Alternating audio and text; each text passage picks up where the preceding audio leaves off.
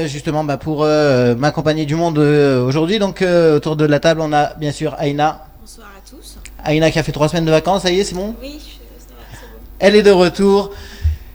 Il est encore là. Alors il y en a une qui a fait 3 semaines de vacances, il y en a un qui en fera bientôt dans 3 semaines des vacances. Donc c'est Bonsoir à tous. Vincent Bonsoir à tous. qui nous parlera donc du sport toujours. Exactement. Sur ton post-it, ça y est?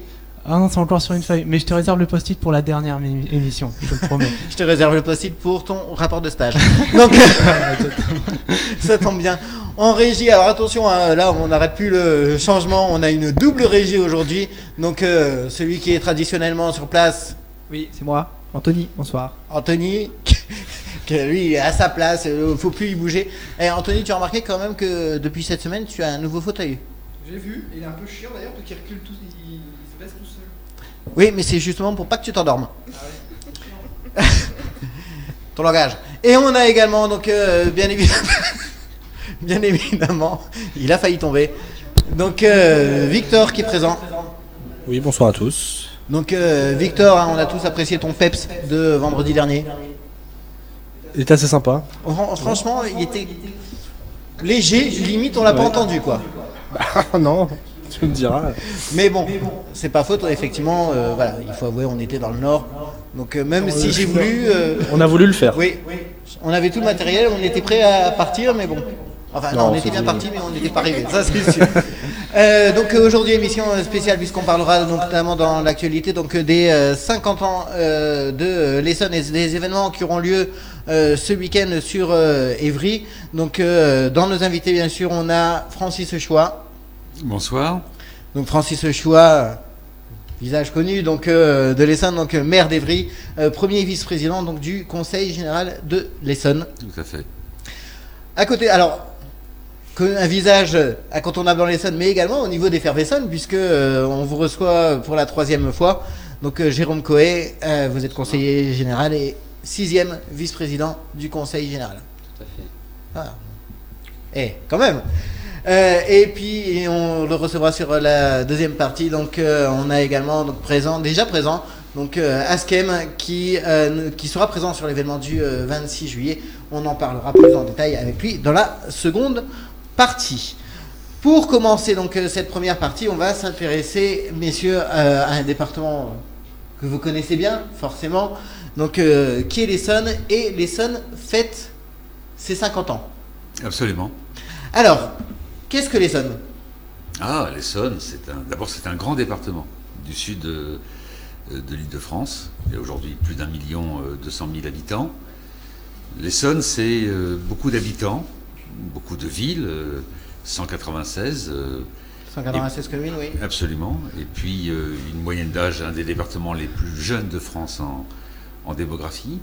Un des plus dynamiques aussi, puisque on ne le sait jamais assez, on ne le dit jamais assez, mais c'est 20% de la recherche de toute l'Île-de-France, de la recherche publique par exemple, le plateau de Saclay, Notamment effectivement avec des endroits très... Génopôle à Évry, voilà. Et on qualifie le département comme étant un département pionnier, parce que c'est souvent lui qui est à la pointe de beaucoup d'innovation sociale, d'innovation scientifique. Et puis le département de l'Essonne, c'est celui qui a bénéficié avec les Yvelines et le Val d'Oise du démembrement de l'ancienne Seine-et-Oise. Alors effectivement, donc il y avait la Seine-et-Oise avant qui recoupait les 3 départements. Donc la Seine-et-Oise a disparu le 10 juillet 1964 Oui. pour donner naissance aux 3 nouveaux départements. Alors l'Essonne, le nom, Essonne, qui peut me dire d'où ça vient ? Jérôme. Le nom, c'était d'abord le choix des politiques de l'époque de choisir le nom d'une rivière, deux candidatures, le Val d'Essonne et puis Seine-et-Orge. C'est finalement le Val d'Essonne qui l'a emporté, et puis on trouvait que c'était un peu long. Donc pour que ce soit un peu plus punchy, on a choisi Essonne, qui signifie la déesse des rivières. Donc c'est un très beau nom qui a été choisi pour notre département. Et c'est vrai que généralement, souvent, les départements ont un nom de fleuve ou un cours d'eau en nom. Donc, et l'Essonne, c'est le courant donc, de l'Essonne, effectivement, c'est celui qui traverse tout le département d'ailleurs. L'Essonne, du sud vers le nord, qui rejoint la Seine. Tout à fait. Donc, Ça, c'était pour la petite note historique.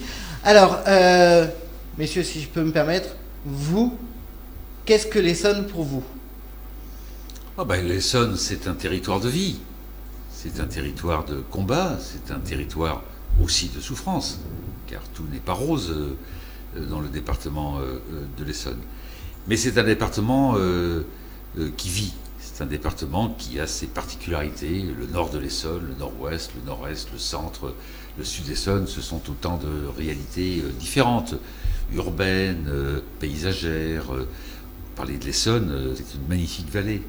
Mais il n'y a pas qu'elle d'ailleurs. Il y a aussi celle de l'Orge en particulier. Donc c'est un magnifique territoire de vie. C'est un territoire où on peut y faire toute sa vie. Et je crois que c'est d'ailleurs une caractéristique, c'est que on peut d'ailleurs migrer à l'intérieur de l'Essonne, en étant en Île-de-France, en étant dans ce grand bassin parisien, et être en même temps dans des milieux très urbanisés, comme Évry, qui est la préfecture, ou être dans des endroits plus ruraux, comme Milly-la-Forêt, comme le Sud-Essonne, comme Dourdan, comme Étampes. Et à chaque fois, ce sont des possibilités d'y faire sa vie, seul, en famille, en étant étudiant, en étant une personne âgée, en étant salarié. D'ailleurs, historiquement, on le disait, effectivement, Évry est entre guillemets la capitale de l'Essonne, mais historiquement, il y a eu, on va dire, des querelles avec Corbeil qui voulait également être apparemment la ville référence. La création du département de l'Essonne, il y a 50 ans, a correspondu à beaucoup de combats et de débats politiques. C'était l'État qui était à la manœuvre. Et moi, je suis un enfant de la Seine-et-Oise. Je suis né à Argenteuil. C'est à plus de 60 km d'ici. Avec mes parents, j'ai vécu un long temps dans un petit village de l'époque. C'est devenu une grande ville, Montilly-les-Cormeilles. Et puis ensuite, parce que mon père a muté professionnellement, nous avons habité Poissy, dans ce que sont aujourd'hui les Yvelines, à côté de Saint-Germain-en-Laye. C'était le premier HLM que mes parents pouvaient avoir. Ils avaient avant un pavillon insalubre. Tout cela, c'est la Seine-et-Oise. Et lorsqu'il fallait faire des démarches, etc., il y avait des sous-préfectures comme Corbeil, comme Corbeil-Essonne, mais la préfecture, c'était Versailles. Et tout était, vous vous rendez compte, le même département qui va d'Argenteuil, voire même bien au nord d'Argenteuil, et qui va jusqu'au sud de l'Île-de-France. Si je vous dis ça, c'est parce que j'essaye de me remémorer ce qu'a été le grand chambardement de la création de départements comme le Val d'Oise, comme les Yvelines, comme l'Essonne, de l'émergence de villes nouvelles, Saint-Quentin en Yvelines, Sénart, Évry. Ça a donné lieu à beaucoup de débats, beaucoup de combats, beaucoup d'oppositions. Qui pourrait imaginer aujourd'hui qu'on reviendrait en arrière? Effectivement, c'est vrai que c'est l'évolution démographique qui a fait que la Seine-et-Oise était difficilement gérable, vous le dites, sur le plan politique et administratif. Et il y a eu effectivement l'émergence de villes nouvelles, dont d'ailleurs Évry. Et puis parce que derrière, il y a eu l'émergence de territoires. Il y a eu le fait que la décentralisation au début des années 80 a donné du pouvoir au département de l'Essonne, comme aux autres départements de l'Île-de-France, qu'il y a des territoires qui se sont affirmés progressivement. Ici, dans le Val d'Orge, dans le centre Essonne du côté d'Évry. Personne ne pourrait imaginer aujourd'hui que l'on revienne en arrière. Donc il faut aller de l'avant au prix d'un débat politique et d'un débat avec les citoyens. On y viendra après. Jérôme Coé, pour vous, l'Essonne, qu'est-ce que c'est? L'Essonne, c'est toute ma jeune vie, c'est-à-dire 36 ans. J'ai l'âge de la ville des Ulysses. Je suis né à Longjumeau, j'ai habité la ville du Bois. C'est-à-dire que vous vouliez faire opposition au fait que vous n'étiez pas Seine-et-Oise? Ah non, j'ai pas connu la Seine-et-Oise, mais mes parents en parlent évidemment. Mais moi, je n'ai connu que l'Essonne, effectivement. C'est un département attachant parce qu'il est divers et varié. Ça veut dire un sud rural avec la campagne très proche de Paris finalement, et puis un nord dynamique avec des grosses entreprises, des zones d'activité importantes, notamment aux Ulysses avec la zone de Courtabœuf, le plateau de Saclay. Donc c'est vraiment un département attachant et encore une fois assez proche de la capitale.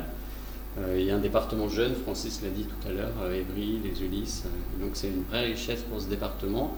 Il l'a dit aussi avec des innovations sociales, souvent l'Essonne lance des choses qui sont reprises au niveau national. On a quelques exemples, les maisons de retraite publiques à 60 € par jour. Dans le monde des sapeurs-pompiers aussi, on fait des choses innovantes. Mais puisque Donc, vous êtes également président de notamment, mais pas seulement. Voilà, donc c'est vraiment un département qui est attachant. Justement, alors si on fait un peu, on remonte le temps avec l'Essonne, entre guillemets, quelles ont été les évolutions de l'Essonne qui vous ont le plus marqué pour vous? Ce qui m'a le plus marqué, moi je suis dans le département de l'Essonne depuis maintenant 15 ans. J'étais avant, je l'ai dit, dans d'autres départements de l'Île-de-France. Ce qui m'a le plus marqué depuis 15 ans, c'est quoi? C'est d'abord la poursuite d'un mouvement démographique important. Nous continuons de gagner de la population. Et le département de l'Essonne, et en particulier ce que l'on appelle le nord de l'Essonne, c'est un département attractif parce que s'y construisent beaucoup de logements, parce que s'y développent des activités économiques importantes, parce que s'y développent des activités universitaires et de recherche, et que dans un territoire d'équilibre comme l'Essonne, entre son nord et son sud, on peut y avoir tous les modes de vie possibles. Donc ce qui est frappant, c'est cela, c'est le développement démographique qui fait, je le redis, un des départements qui est démographiquement le plus jeune de l'Île-de-France. La moyenne d'âge d'Évry, non pas de l'âge de la ville, mais l'âge de sa population, c'est 26 ans. Et je crois que ça ne doit pas être très au-dessus sur une autre ville comme les Ulysses. À côté, il y a des villes qui ont une moyenne d'âge évidemment beaucoup plus importante. La deuxième et dernière chose, je ne vais pas être trop long, c'est l'affirmation de territoires. C'est-à-dire? Mais des territoires qui s'organisent autour de la vie des citoyens. Et un des grands enjeux, c'est de faire en sorte qu'on puisse, pour reprendre cette vieille expression du Larzac des années post-1968, le Larzac c'est en Lozère et dans le Gard, si jamais on ne le sait pas, c'est de pouvoir vivre et travailler au pays. Vivre et travailler, se former, se développer, fonder une famille sur un territoire de vie. Et nous avons recensé à peu près 6 grands territoires qui structurent le département de l'Essonne. Et je crois que la prochaine étape de la décentralisation, de l'organisation du territoire, du fait que la Grande Couronne doit impérativement participer à la construction du Grand Paris, d'une Île-de-France plus solidaire, plus encore dynamique qu'elle ne l'est aujourd'hui, ça sera l'organisation des différents territoires autour d'intercommunalités fortes, sans rien renier du pouvoir des communes et des besoins de proximité. C'est ça le grand enjeu de la Grande Couronne. Elle vaut pour l'Essonne, il vaut pour l'Essonne, il vaut aussi pour les autres départements de la Grande Couronne, bien, vous y avez compris la anticipé ma Seine-et-Marne. prochaine question. Donc, Jérôme Coé, justement, vous, les évolutions les plus marquantes pour vous au niveau de l'Essonne? Moi, je trouve que l'Essonne, c'est un département qui rebondit à chaque fois et qui est très audacieux. J'ai le souvenir à Marcoussis du Centre national du rugby où on avait candidaté, tout le monde le voyait s'installer dans le sud-ouest de la France et finalement c'est Marcoussis qui l'a emporté. L'avenue de la Fédération française du rugby et puis même scénario pour le grand stade, l'Essonne candidate et on a obtenu. Et on a d'autres exemples comme ça, je pense à la base aérienne de 117 à Bretigny, ce ne sera pas une friche industrielle, là aussi il y a des projets et il y a déjà des choses qui sont amorcées. Je pense aussi Talcatel à Marcoussis où on a su rebondir avec des data centers et finalement c'est toujours un département qui a une longueur d'avance et qui est toujours dans la dynamique qui permet, comme l'a dit Francis, d'avoir des Essonniens qui vivent et qui travaillent au même endroit. Ça c'est important. Alors donc effectivement, Monsieur Chouet, vous avez déjà anticipé ma prochaine question. Néanmoins, pour vous, quels sont les enjeux et les défis qui attendent l'Essonne? Écoutez, il y a de grands enjeux, je viens de le dire, pour l'organisation des territoires autour d'intercommunalités fortes. Ma conviction est faite depuis longtemps. Si la Grande Couronne ne s'organise pas en intercommunalités qui permettent de porter ensemble des projets, celui que nous portons avec la Fédération française de rugby, celui de la reconversion de la base aérienne de 117.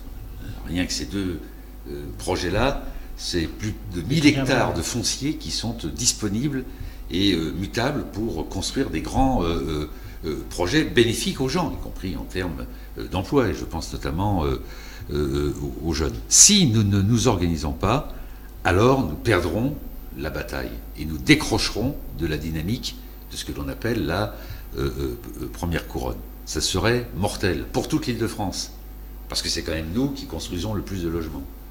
C'est quand même dans nos territoires de grande couronne, et en particulier dans l'Essonne, qu'il y a de plus de disponibilité pour permettre le développement d'activités économiques, de recherche, d'innovation et le développement du logement. Mais il y a deux urgences qu'il faut résoudre dans le même temps, parce que sinon, ça ne marchera pas.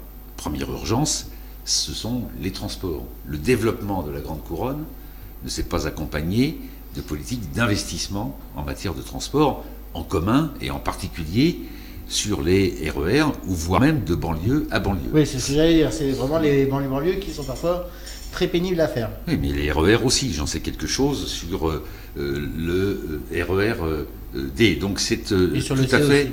Et sur le C aussi, et le B a lui-même des problèmes. Nous ne sommes pas des grands couronnais qui regardons avec jalousie permanente la première couronne. Nous ne nous sommes pas opposés à la construction, au projet de construction du Grand Paris Express qui irrigue essentiellement la première couronne. Ce que nous disons, c'est qu'il faut qu'on rattrape le retard pris dans les investissements, puisque plus il y a eu d'arrivées de population, moins il y a eu d'investissements dans les transports en commun. Et par conséquent, c'est le tout-voiture qui l'a emporté. Et quand on est sur la Nationale 20, on en sait quelque chose, ou même sur la Nationale 6 ou la Nationale 7. Et puis le deuxième défi, c'est qu'il ne faut pas qu'il y ait de territoires qui décrochent. Des territoires qui ont été marqués par la crise sociale, par des phénomènes de ghetto. Je pense aux grands ensembles, je pense à des quartiers, aux Ulysses, à Corbeil, à Évry, à Grigny, à Courcouronne, pour ne parler que de cette partie du département de l'Essonne, où il ne peut pas y avoir de laisser pour compte. Et c'est le deuxième grand enjeu qui est devant nous, c'est que pour qu'il y ait une Île-de-France forte, il faut qu'il y ait une grande couronne forte, et à l'intérieur de la grande couronne, il faut lutter prioritairement contre toutes les discriminations territoriales, sociales, sexuelles, raciales, et on sait ce que c'est en Essonne que de faire en sorte que tout le monde puisse aller de l'avant. Jérôme Coué, pour vous, quels sont les grands défis de demain de l'Essonne ? Tout a été dit. D'abord, évidemment, le transport, c'est pas grave. Le transport, parce que c'est effectivement une préoccupation. L'emploi, le Conseil général y fait beaucoup, avec les emplois d'avenir notamment. Et puis, on investit beaucoup, parce qu'on pense qu'investir, on construit des casernes de pompiers, des collèges, un certain nombre de bâtiments, parce que derrière, c'est aussi des entreprises essonniennes qu'on fait travailler, et donc des Essonniens qu'on embauchera. Et évidemment, le logement, mais là aussi, l'ensemble des maires aujourd'hui sont contraints de construire, et c'est bien, de sorte à ce que l'Essonnien puisse travailler là où il habite. C'est ça l'objectif. Et alors, effectivement, on le disait tout à l'heure, mais il y a deux Essonnes, entre guillemets, presque, puisqu'il y a l'Essonne du Nord qui est très urbanisée, et l'Essonne du Sud qui est, on va dire, un peu plus campagne et ou province. Comment est-ce qu'on fait pour gérer éventuellement une mixité entre les deux ? La mixité, elle se fait toute seule dans la mesure où les gens cherchent des terrains moins chers, donc de fait descendent de plus en plus. Si hier l'axe était Dourdan et Tampes, aujourd'hui c'est inévitablement Milly-la-Forêt quand c'est pas le 28 ou le 45. C'est la question du foncier, plus vous avez de transports en commun, plus les gens vont chercher à habiter un petit peu plus loin. C'est pour ça que la question du transport est primordiale. Une question un peu, entre guillemets, polémique, mais on va dire, on en parle au niveau de l'actualité nationale. On parle, à l'horizon 2020, de disparition des départements. Votre position par rapport à ça, qu'est-ce que vous en pensez ? Alors d'abord, il ne faut pas avoir peur du changement. Si le département est un périmètre administratif, les missions, elles demeurent. Moi, je suis très serein. D'abord, il fallait à un moment donné, tous les Français le disent, il y a trop de strates. Le maire, l'agglomération, l'intercommunalité, la région, le département, et quelquefois ça ne se superpose pas. Je le vois sur mon canton, j'ai 7 communes, mais j'ai 3 intercommunalités différentes. Donc c'est vrai que pour le citoyen, c'est quand même pas lisible. Moi, je suis très serein parce que les missions, elles demeurent. Et quoi qu'il en soit, l'argent qu'on met chez les pompiers, l'argent, il existe. Donc les pompiers seront financés. Par qui, c'est finalement pas le plus important, c'est que les Essonniens soient secourus de façon équitable et sur l'ensemble du territoire. La protection de l'enfance, les enfants continueront d'être protégés, l'action sociale continuera d'être délivrée, donc toutes les missions, elles demeurent. Donc c'est bien ça le plus important. Après, qui fera quoi, moi je suis pas très inquiet. Ah mais non, nous, ça nous inquiète, parce qu'Effervescence, s'il n'y a plus d'Essonne, comment est-ce qu'on s'appelait? Il y aaura toujours le département de l'Essonne.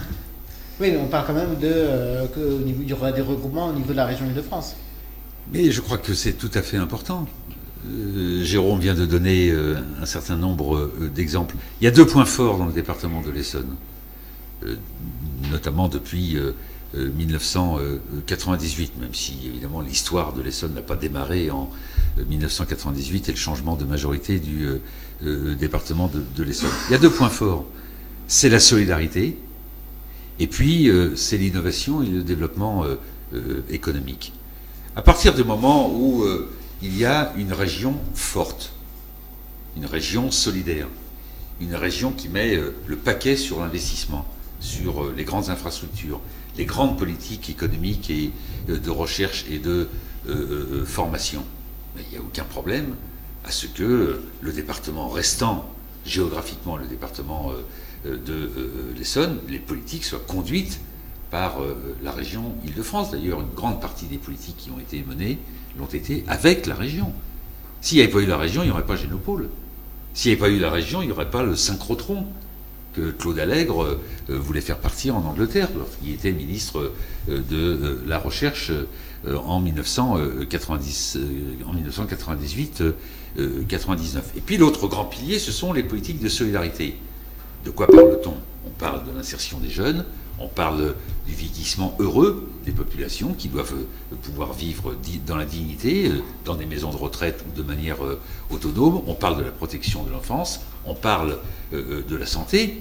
Imaginez qu'il y ait un département de l'Essonne avec 6 ou 7 grands territoires organisés autour d'intercommunalités fortes. Et qu'est-ce qui empêche de faire ce qui se passe d'ailleurs d'ores et déjà dans d'autres coins de France? Je pense notamment à l'Alsace, je pense à Strasbourg, où par convention, c'est la communauté urbaine de Strasbourg qui gère les politiques sociales avec les personnels. Et de ce point de vue, les élus que nous sommes de la majorité sont tout à fait constructifs, ils sont constructeurs.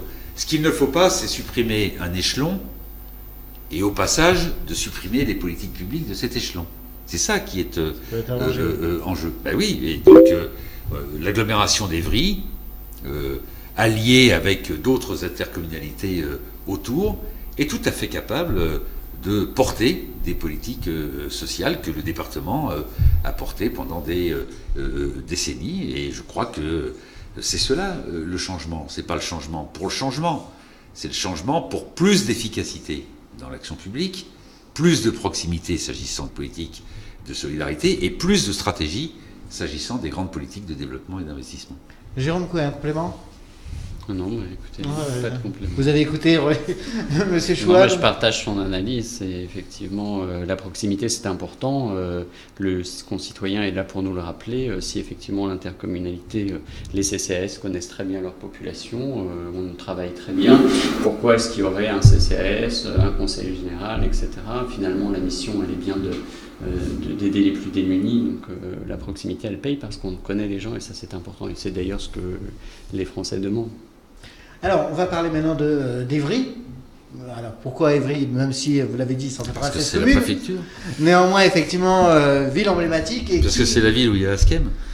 Et qui, d'ailleurs, effectivement, ce week-end va avoir une actualité très forte. Ah oui, comme beaucoup de week-ends. Mais alors là, en particulier, parce que... Mais là aussi, je le disais ce matin avec Jérôme, dans une exposition que nous avons...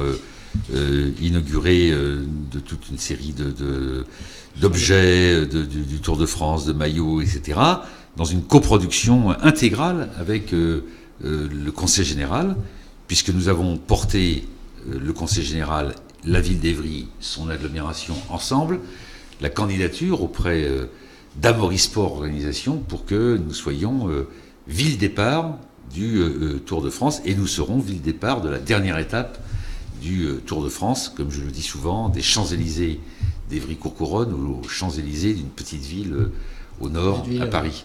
Et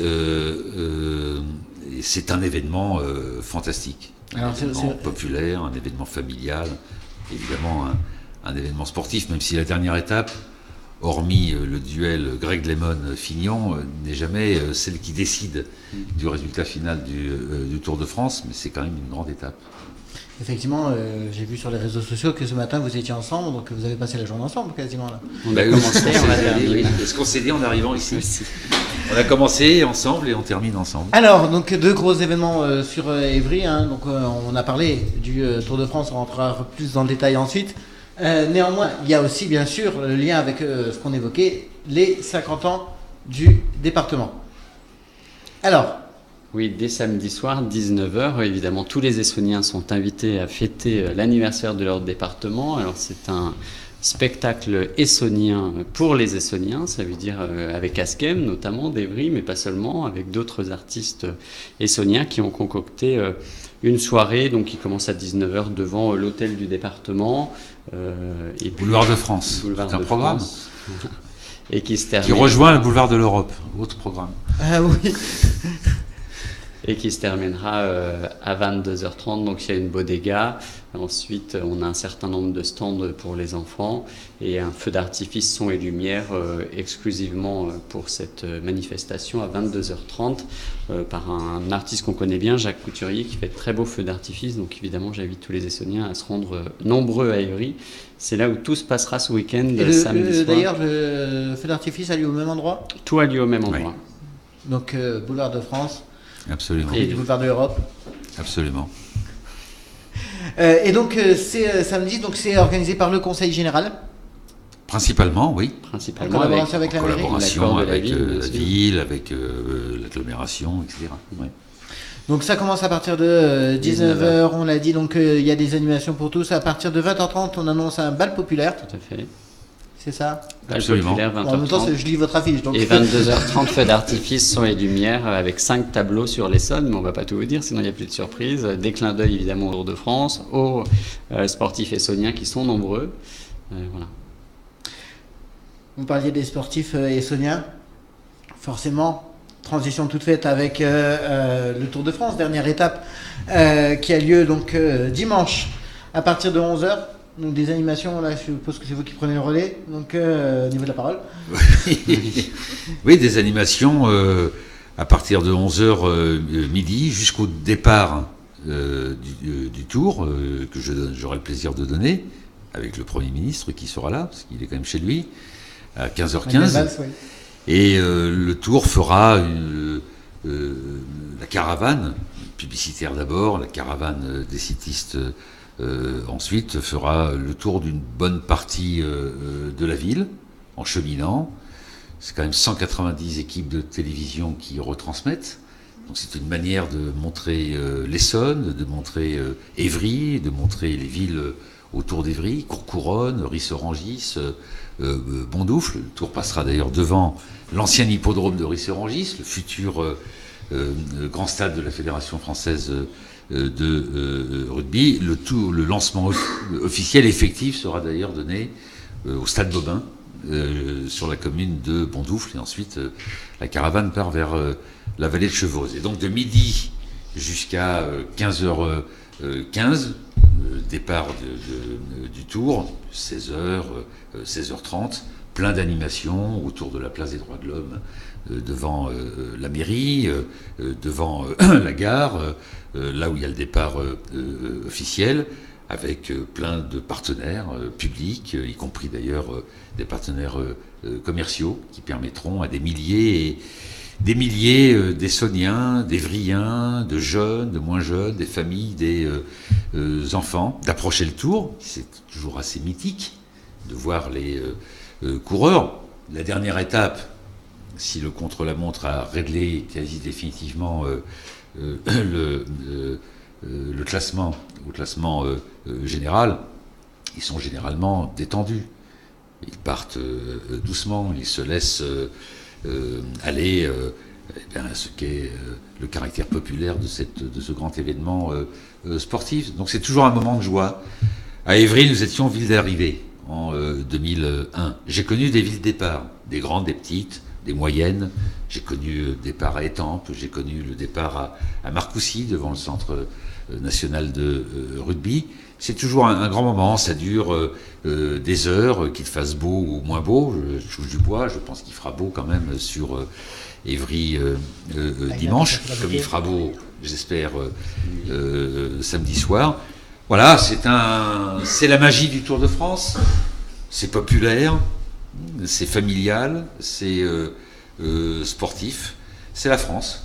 Et c'est la fierté de la France. Ouais. Et toute population confondue, de toutes origines, dans la joie et dans la bonne humeur.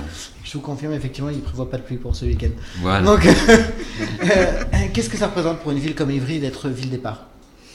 Ben, ça représente le fait qu'elle peut se montrer à la France et qu'elle peut se montrer au monde sous son vrai jour, qui est le dynamisme, qui est le caractère accueillant, qui est le caractère attractif, qui est le caractère joyeux.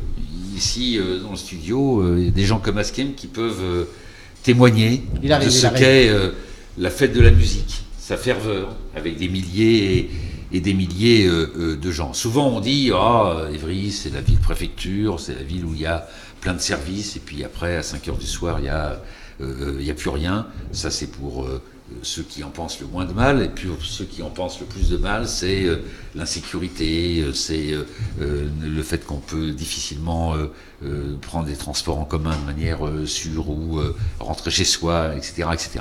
Il y a une image qui colle à la ville d'Évry, et tout ce que je fais dans la foulée de mon prédécesseur, c'est de montrer qu'Évry a du ressort, qu'Évry sait accueillir les gens, et qu'Évry représente un bout de la France, de cette France multicolorée, de cette France multiconfessionnelle, de cette France qui sait se rassembler autour d'un événement, comme eh bien, on le voit sur toutes les routes de France. Et le Tour de France, quoi qu'on en dise, c'est ce qui permet et la rencontre familiale, la détente, et puis en même temps de participer à un événement sportif de très très haut niveau. Et puis alors là, cette année, ce sera l'occasion de consacrer à Évry, des Champs-Élysées d'Évry aux Champs-Élysées de Paris, la relève du cyclisme français. Alors effectivement, le cyclisme français qui est en forme,